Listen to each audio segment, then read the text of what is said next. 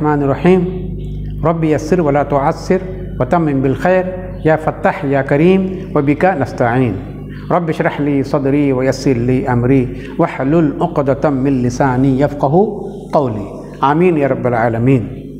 तो आज हम इंशाअल्लाह बाबु सलातिल जुमा, जुमा की नमाज़ के बारे में पढ़ेंगे कि जुमा की नमाज़ किन पे वाजिब, किन पे फ़र्ज़ है, कहाँ पे पढ़ सकते हैं, कब कब पढ़ सकते हैं, उसका क्या वक्त होगा। तो ये तमाम बातें आज हम इस बाब में पढ़ेंगे। तो बाबु सलातिल जुमाती, जुमा की नमाज का बाब, जुमा की नमाज का बाब। ये सब मुज़ाफ़ इलैह की तरकीब हो रही। बाबु सलातिल जुमाती है ना। सलात जो है जो मुज़ाफ़ इलैह मुज़ाफ़ वाक़ हो रहा है, जुमा जो है मुज़ाफ़ इलैह वाक़ हो रहा है, और बाब जो है मुज़ाफ़ है ना। बाब मुज़ाफ़, सलात मुज़ाफ़ इलैह मुज़ाफ़, मुज़ाफ़ इलैह मुज़ाफ़, जुमा मुज़ाफ़ इलैह। चलिए, तो कह रहे हैं जुमा जो है, जुमा की नमाज। तो जुमा की नमाज शहर वालों पर वाजिब है। जुमा की नमाज शहर वालों पर क्या है, वाजिब है। देहात और बस्ती जो कि क़रिया है, जिसको क़रिया कहते हैं, उनके ऊपर जुमा की नमाज वाजिब नहीं है। समझ में आ रहा। और पहली मरतबा उसको मदीना मुनव्वरा में अदा की गई। नमाज जुमा जो है पहली मरतबा मदीना मुनव्वरा में अदा की गई। जब तक आप मक्का में रहे, जुमा की नमाज उस वक्त तक फ़र्ज़ नहीं की गई थी। आप सल्लल्लाहु अलैहि वसल्लम जब हिजरत करके मदीना आए तो यहाँ पर मदीना मुनव्वरा में नमाज जो है, नमाज जुमा जो है अदा की गई पहली मरतबा। और नमाज जुमा के वजूब का जो है इस आयत करीमा से हमें सबूत मिलता है। क्या आयत करीमा सूरह जुमा की वो जो आयत है, आयत नंबर 9 सूरह जुमा की जो है क्या है, या अय्युहल्लज़ीना आमनू इज़ा नूदिया लिस्सलाति मिन यौमिल जुमअति फसअू इला ज़िक्रिल्लाह व ज़रुल बैअ। तो ये आयत है सूरह जुमा की, जिससे नमाज जुमा का सबूत मिलता है। नमाज जुमा का सबूत मिलता है कि ज़ोहर के बजाय नमाज जुमा पढ़ी जाएंगी जुमा के दिन। जुमा के दिन ज़ोहर के बजाय कौन सी नमाज़ पढ़ी जाएंगी, जुमा की नमाज़ पढ़ी जाएंगी। और ये आयत उसका सबूत है। चलिए, तो अब कह रहे हैं ला तसीहुल जुमअतु इल्ला फ़ी मिस्रिन जामिअन। तो कहते हैं नहीं सही है जुमा की नमाज मगर क्या, फ़ी मिस्रिन, मिस्र में। मिस्र किसको कहते हैं, शहर को। मिस्र किसको कहते हैं, शहर को। तो जुमा सही नहीं है मगर शहर की जामे मस्जिद में। शहर की फ़ी इल्ला फ़ी मिस्रिन जामिअन, जामे कहते हैं जामे मस्जिद को, जो सबसे बड़ी जामे मस्जिद हो और जिसमें ज़्यादा से ज़्यादा लोग आ सकते हैं, उसको जामिया कहते हैं, है ना। तो जुमा सही नहीं है मगर शहर की जामे मस्जिद में या शहर की ईदगाह में। औ फ़ी मुसल्ला, मुसल्ला किसको कहते हैं, ईदगाह। औ फ़ी मुसल्लल मिस्र, या शहर की ईदगाह में। तो इन दो जगहों पे जो है जुमा सही है, इनके अलावा सही नहीं है, ये कह रहे हैं। और नहीं जायज़ है गाँव में। क्या कह रहे हैं, वला तजूज़ु फिल क़रियती फिल क़ुरा, और क़ुरा में, देहातों में जो है, क़रियतुन की जमा क़ुरा है। क़रियतुन यानी बस्ती, गांव, छोटा सा गांव जिसको कहते हैं हम, और क़ुरा उसकी जमा है। तो बस्तियों में और गाँव में जायज़ नहीं है, उसके लिए सिटी होना, शहर का होना ज़रूरी है। और शहर में भी जामे मस्जिद में या ईदगाह में नमाज जुमा पढ़ी जा सकती है या पढ़ना चाहिए। समझ रहे। जुमा जो है जमियत से मुश्तक़ है। जुमा कैसे, जुमा के क्या मायने, जमियत यानी, इसलिए उसके लिए ये जमियत यानी, जमियत यानी इकट्ठा होना, जमियत यानी इकट्ठा होना। तो जुमा के लिए जुमा क्यों कहा जाता है कि उसमें तमाम मोमिनीन जो है इकट्ठा होते हैं, यह इकट्ठा होना चाहिए। उसके लिए ये शर्त है कि शहर की जामे मस्जिद हो या फिनाए शहर हो, या फिनाए शहर यानी शहर का कोई आखिरी किनारा।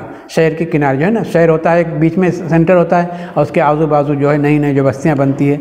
तो शहर की बस्तियाँ जो होती है, शहर से जो मिली हुई होती है, शहर के बाजू में जो होती है, वो भी उसमें शामिल है। यानी नया शहर जिसको हम कहते हैं, नई बस्तियाँ जहाँ पर आबाद होती है, तो उसको फिनाए शहर कहते हैं। अच्छा जी, मुसल्ला से ईदगाह या फिना शहर मुराद है। मुसल्ला से ईदगाह या फिना शहर मुराद है, क्योंकि ईदगाह भी शहर के बाहर होती है और नई बस्तियाँ भी जो शहर के बाहर ही आबाद होती हैं, बनती है, तो उनको फिना शहर कहा जाता है।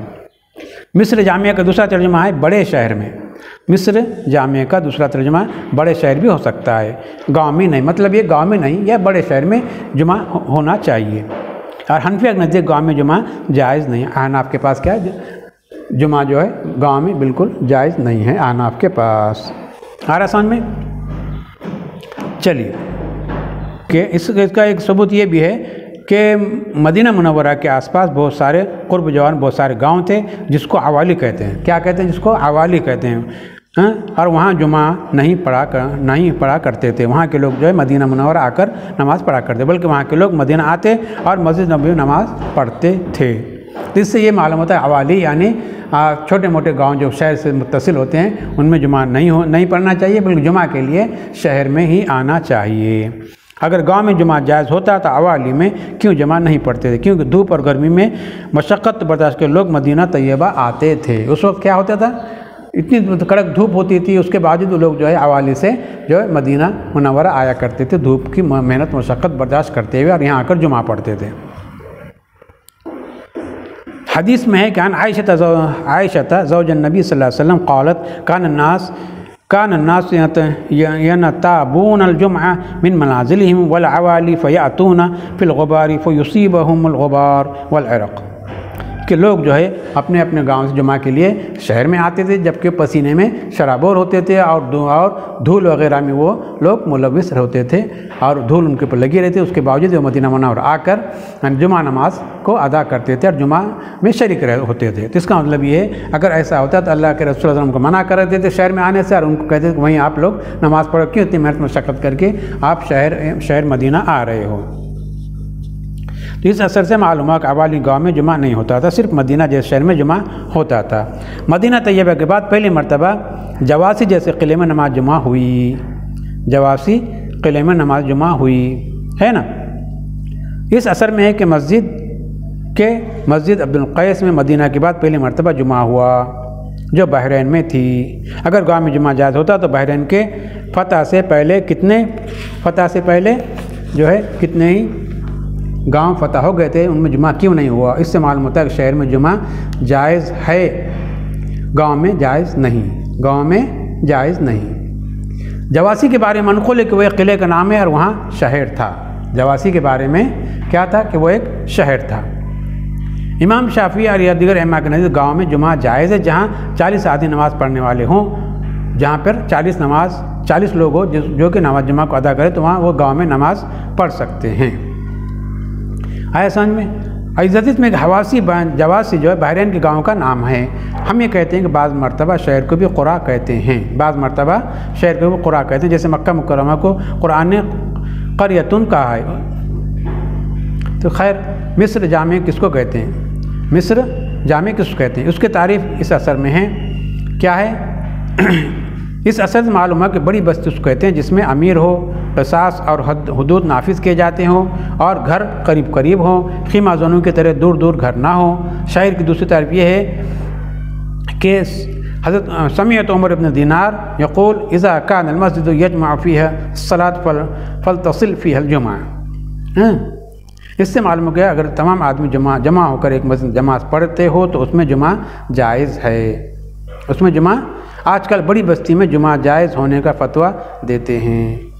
तो जुमा किन किन शहरों में जायज़ है? जहाँ पर के अच्छी खासी लोगों की तादाद मौजूद हो और जिसको शहर का हुक्म दिया जाए उसको हम कहेंगे जुमा, उसको कहेंगे हम सिटी, शहर और मिस्र, और जो वहाँ पे जुमा जायज़ है। छोटे छोटे गाँव में जुमा जायज़ नहीं, जबकि इमाम शाफ़ी कहते हैं किसी गांव में अगर 40 लोग भी जमा हो सकते हैं और जमा होकर अगर नमाज जुमा अदा करते हैं तो उसको भी इजाज़त है जुमा की नमाज़ पढ़ने की और अपने गांव में नमाज जुमा अदा करने की।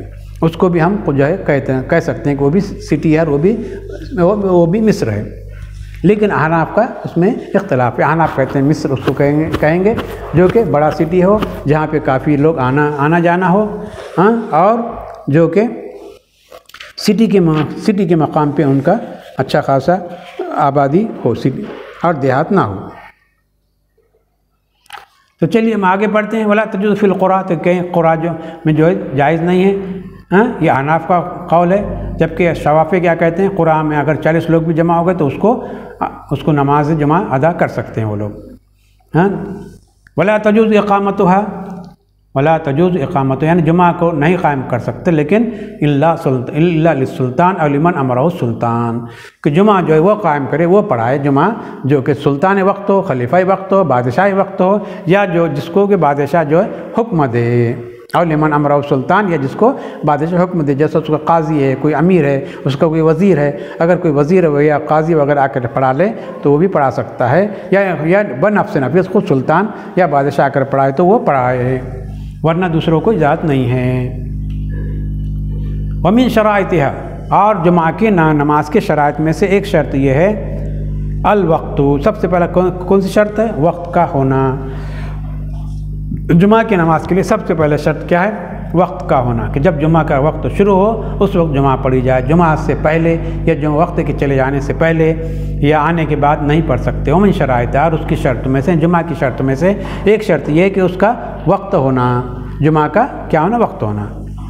नंबर 1 फ़तसीह फ़ी वक्त ज़ोहरी, तो जुमा कब पढ़ा जाएगा? ये ज़ोहर के वक्त में पढ़ा जाएगा। जुमा कब पढ़ा जाएगा? ज़ोहर के वक्त में, नमाज ज़ोहर के बजाय जुमा को पढ़ा जाएगा। वला तसिहु बादहु, ज़ोहर का वक्त अगर ख़त्म हो गया तो फिर जुमा आप नहीं पढ़ सकते। ज़ोहर के नमाज के साथ जुमा का वक्त जो है ख़ास है, उसके बाद या उससे पहले आप जुमा नहीं पढ़ सकते। हाँ, वमिन शराइति अल खुतबा, और नंबर 2 शर्त निकली। नंबर 2 शर्त क्या है? पहले शर्त क्या है? वक्त का होना। नंबर 2 दूसरी शर्त क्या है? खुतबा होना क़ब्ल सलात, तो खुतबा जो है नमाज से पहले दिया जाए, ये दूसरी शर्त है। हैं, क़ब्ल सलात यख्तुबुल इमाम खुतबतैन, खुतबा तो इमाम कितना खुतबे दे? 2 खुतबे दे, इमाम 2 खुतबे दे, और उनके दरमियान कैसा खुतबे दे? यफ़सिलु बैनहुमा बिक़अदतिन, और उनके दरमियान फ़स्ल करे, 2 खुतबों के दरमियान फ़स्ल करे बैठ कर, यानी दो खुतबों के दरमियान बैठ जाए थोड़ी देर, उसके बाद फिर खड़े हो जाए और दूसरा खुतबा दे। तो इस तरह जो है कोई इमाम खुतबा दे, 2 खुतबे दे और उनके दरमियान वक्फ़ा दे थोड़ी देर का। यख्तुब क़ाइमन अला तहारती, और कह रहे हैं इमाम कैसा खुतबा दे, ख़तीब कैसा खुतबा दे? खड़े होकर खुतबा दे। खुतबा कैसा देना? खड़े होकर देना चाहिए। और कैसे? तहारत से होना चाहिए, बग़ैर तहारत के खुतबा ना दे और बैठ कर खुतबा ना दे। हाँ, फ़निक़्तसर अला ज़िक्रिल्लाह ताला जाज़ा, फ़निक़्तसरा, अगर जो खुतबा कितना होना चाहिए कह रहे हैं, तो कहते हैं इमाम अबू हनीफ़ा कहते हैं खुतबा इतना होना चाहिए कि अगर वो अल्लाह ताला का ज़िक्र, उसकी बड़ाई, उसकी तारीफ़ बयान कर दे और तो इतना भी काफ़ी है। कौन कह रहे हैं? इमाम अबू हनीफ़ा। क्या कह रहे हैं? फ़निक़्तसरा अला ज़िक्रिल्लाह ताला जाज़ा, अगर ख़तीब जो है खुतबा देने वाला जो सिर्फ़ अल्लाह ताला की तारीफ़ बयान कर दे और उसी पे खुतबा ख़त्म कर दे तो जायज़ है, इमाम अबू हनीफ़ा रहमतुल्लाह अलैह के नज़दीक, है ना। अल्लाह ताला की तारीफ़ कर दे यानी मुख्तसर दे दे तो भी जायज़ है। वक़ाला, और साहिबैन क्या कह रहे हैं? साहिबैन कहते हैं नहीं, ला बुद्द मिन ज़िक्रिन तवील, खुतबा उसको कहते हैं कि लंबी चौड़ी जो है तकरीर होना चाहिए। लंबी चौड़ी क्या होना चाहिए? खुतबा होना चाहिए लंबा चौड़ा, तो उसको आप खुतबा कहेंगे। वरना मुख्तसर अल्हम्दुलिल्लाह कह दिए, अल्लाह की तारीफ़ कर दिए, दरूद शरीफ पढ़ लिए, तो इसको खुतबा नहीं कहेंगे। ये साहिबैन का कौल है। साहिबैन क्या कह रहे हैं? लंबा चौड़ा खुतबा होना चाहिए, अच्छा खासा, जिसको आप कह सकें कि भाई तकरीर है, खुतबा है, ऐसा होना चाहिए। हाँ, युसम्मा खुतबतन, ऐसा खुतबा होना चाहिए जिसका नाम आप खुतबा कह सके। फ़इन ख़तब क़ाइदन, तो और दूसरा मसला ये तो हो गया। अब दूसरा मसला ये, फ़इन ख़तब क़ाइदन औ अला गैर तहारतिन जाज़, कहते हैं अगर किसी ने खुतबा दिया बैठ कर, ये तो जब है जबकि वो उज़्र ना हो उसको और फिर बैठ कर दे तो की सवाल है। अगर उज़्र है, माज़ूर है, खड़े नहीं हो सकता है, बीमार है, ज़ईफ़ है, या पैरों से लंगड़ा लूला है, खड़े नहीं हो सकता, रोज़ दे रहा है, तो वो तो उसको शरई हुक्म है और उसको शरई इजाज़त है। वरना कुदरत रखते हुए अगर बैठ कर खुतबा दे या बग़ैर तहारत के खुतबा दे तो इस तरह खुतबा देना बैठ कर या बग़ैर तहारत के तो खुतबा हो जाएगा, खुतबा दे सकते हैं, यानी उसका हुक्म नहीं है, हाँ दे सकते हैं। अगर दे तो वो खुतबा कहलाएगा, खुतबा माना जाएगा उसको। वही कह रहे हैं फ़इन ख़तब क़ाइदन औ अला गैर तहारतिन जाज़, अगर कोई खुतबा दे बैठ कर या बग़ैर तहारत के नापाकी की हालत में बग़ैर वज़ू के, तो ये खुतबा उसका जायज़ हो जाएगा। वो यकरहू, और क्या है, मकरूह होगा। लेकिन क्या होगा, इस तरह का खुतबा देना क्या है, मकरूह है। चलिए, नंबर 2 हो गए, शराइत हो गए। नंबर 3 उमीन शराइत या, और आपको ये याद हो, शर्त अगर है तो मशरूत पाया जाएगा, अगर शर्त नहीं तो मशरूत भी नहीं पाया जाएगा। इन शुरूत का होना ज़रूरी है। जब तक ये शर्त नहीं पाई जाएंगी, मशरूत नहीं पाया जाएगा। जब तक ये शुरूत नहीं पाई जाएंगी, आप जुमा नहीं पढ़ सकते। आप जो है नमाज जुमा को अदा नहीं कर सकते, बल्कि आपको नमाज ज़ोहर अदा करना पड़ेगा बजाय नमाज जुमा के। ये शराइत किसको कहते हैं, शर्त कहते हैं वो, कि वो उनका पाया जाना ज़रूरी है। अगर ये तमाम शराइत नहीं पाए जाएंगे तो वहाँ पे जुमा नहीं होगा। जिस तरह आपने शराइत नमाज़ पढ़ी थी कि शराइत नमाज जो है ज़रूरी है नमाज से पहले, अगर उनमें से एक शर्त भी छूट गई या नहीं हो पाई तो वो नमाज नहीं होंगी। इस तरह तमाम शराइत जो बयान किए जा रहे हैं, इनका होना ज़रूरी है नमाज जुमा के लिए। अगर इनमें से एक शर्त भी नहीं पाई जाएंगी तो नमाज जुमा आप नहीं पढ़ सकते। नमाज जुमा की जगह आपको नमाज ज़ोहर पढ़ना पड़ेगा। तो चलिए, अब तीसरी शर्त बयान कर रहे हैं, उमीन शराइतिहा, और जुमा के शर्तों में से तीसरी शर्त ये अल-जमाअह, जमा होना चाहिए। जमात से नमाज़ पढ़ी जाएंगी। बग़ैर जमात के अलहदा मुनफरिद तौर पर नमाज से जुमा अदा नहीं की जा सकती। अगर इतने लोग नहीं हैं कि जमात बनाई जा सके तो फिर वहाँ पे जुमा नहीं बल्कि ज़ोहर को अदा करना पड़ेगा। तो वही कह रहे हैं, उमीन शराइत यानी जुमा की शर्तों में से एक शर्त ये भी है कि जमात का होना। हाँ, जमात से नमाज़ पढ़ी जाना। अगर जमात से नमाज़ नहीं पढ़ सकते, कोई उज़्र है, बारिश है, पानी है, या कोई दरिंदा या चौपाया कोई मस्जिद में आकर बैठा हुआ, या कोई जालिम बादशाह ने मना कर दिया घरों से निकलने के लिए, तो आप जो है जुमा की नमाज़ घर में नहीं पढ़ सकते बगैर जमात के, बल्कि इस सूरत में आपको नमाज ज़ोहर पढ़ना पड़ेगा। तो चलिए, उमीन शराइत है, जुमा की शर्तों में से एक शर्त जो जमात का होना है। और जमात किसको कहेंगे, अब उसकी तारीफ़ कर रहे हैं। जमात किसको कहेंगे, तो जमात कहते हैं अक़ल्लुहुम इंदा अबू हनीफ़ा। तो जमात किसको कहेंगे, कम से कम कितने अफराद होना चाहिए जमात के जमात कहलाई जाएंगी। तो इमाम अबू हनीफ़ा के नज़दीक और इमाम मोहम्मद के नज़दीक सलासतुन, 3 आदमी होना चाहिए।